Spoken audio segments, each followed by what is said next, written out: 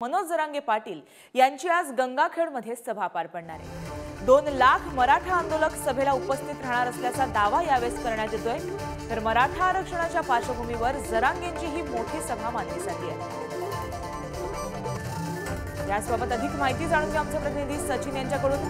सचिन, मनोज जरांगे यांची गंगाखेडमध्ये सभा आहे, सभेची तयारी कशी सुरू आहे आणि नेमकी सभेची रूपरेषा कशी असेल?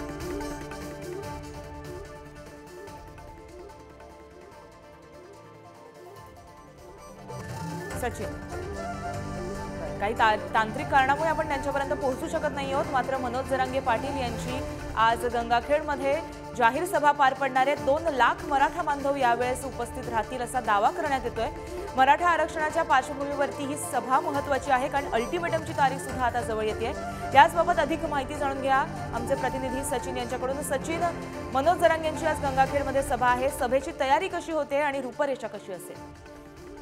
सभेची जोरदार तयारी सध्या परभणीमध्ये सुरू आहे। 5व्या टप्प्यातील हा दौरा आहे, त्यामुळे परभणीमध्ये यापूर्वी देखील मनोज जरांगे पाटील आले होते, मात्र ही सभा आहे, सभा पहिल्यांदा होत असल्याने मोठा उत्साह या ठिकाणी आहे। परभणीमध्ये अनेक परभणीमधले जे मराठा बांधव होते त्यांची वारंवार मागणी अशी होती की या ठिकाणी सभा घेतली पाहिजे, त्यामुळे मनोज जरांगे पाटील आता इथं सभा आज घेणार आहे।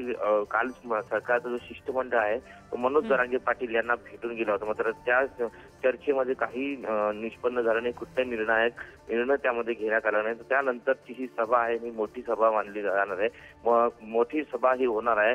हजारोच्या संख्येने या ठिकाणी नागरिक येतील अशी शक्यता आयोजकांकडून वर्तविण्यात आलेली आहे। मात्र आता ही सभा आज होणार आहे, आज आणि उद्या इशारा सभा बीडमध्ये होणार आहे।